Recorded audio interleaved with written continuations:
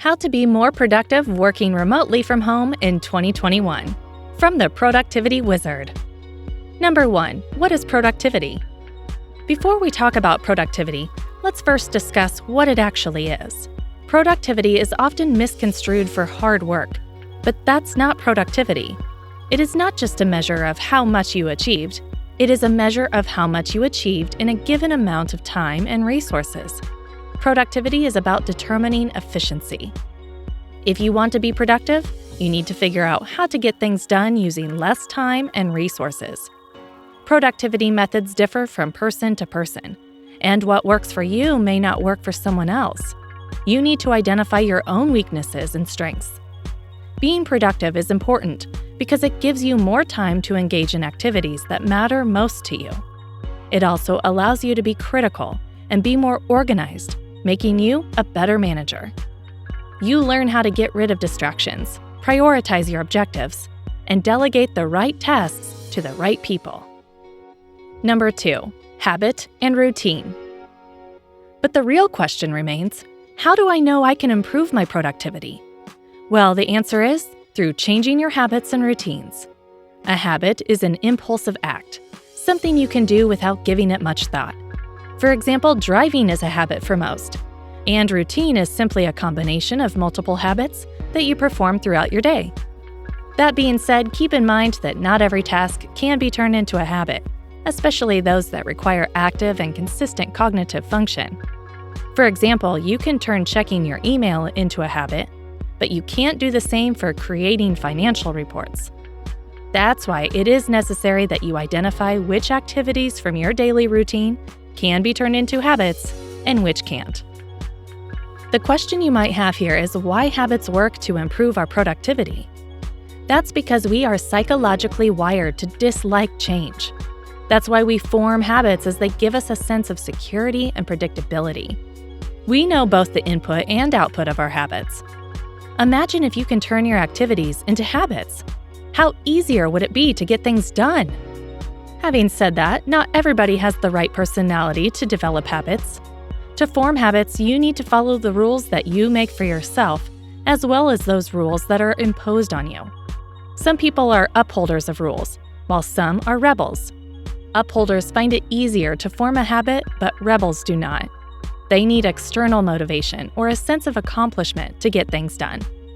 And while you may feel that you are a super procrastinator and there is no way you can turn productive tasks into habits and routines, the truth is there is a way to do so for everyone. You just need to find the right balance of internal and external motivations. Number 3. Goal setting. Talking about staying motivated, it is not usually that easy for most people. It is because they often want the instant reward, and that's not available in most cases.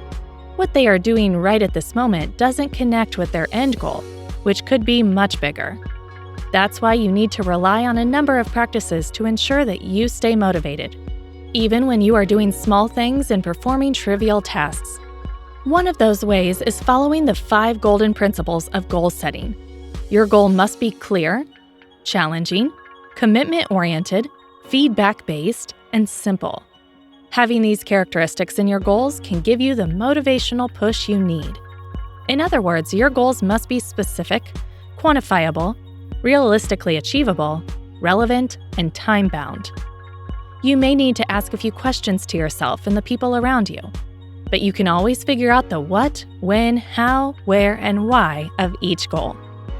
Another technique that works is breaking down your goals into micro-actionable tasks. You can make a to-do list for each day and then follow it religiously.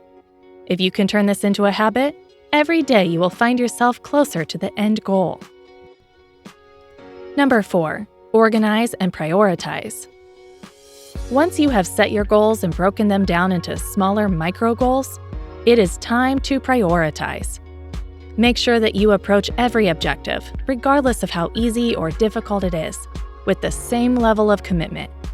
Instead of thinking about all the challenges, think about how to solve them. It will also give you a sense of accomplishment and reward in the short run, all the while you will be getting things done. I know that a lot of motivational speakers and trainers talk about defining your priorities but always skimp on the details? Well, you can rely on a number of methods, such as the 80-20 principle. It says that, in general, 80% of the output is generated by performing the most important 20% tasks. If you correctly identify your priorities, you can accomplish 80% of the results by focusing on 20% of inputs and efforts. It doesn't necessarily mean that you should completely ignore the other 80%, just give that 80% less importance. Similarly, you can also choose the ABC method of prioritization, which says that you can assign the letter A, B, and C to each task in the order of their importance. This will enable you to get a clearer picture of what's most important and what can be done later on. You can combine both methods to identify your priorities and act accordingly. Without defining your priorities, you may find out that you are doing a lot of work, but aren't achieving a lot. That's why it is critical that you know what matters most to be productive. The purpose of doing all these things, defining your goals, identifying your priorities, finding motivation, and everything else, is to ensure that there is an organized structure in your life. When you have organized your workload, you are in a better position to form habits and routines, which ultimately lead to your success. Number 5, structuring and time theming. For example, once you know what you need to do, you will be in a much better position to assign themed days. For instance, you can set Monday for meetings with every department and Tuesday for all of the social media marketing efforts.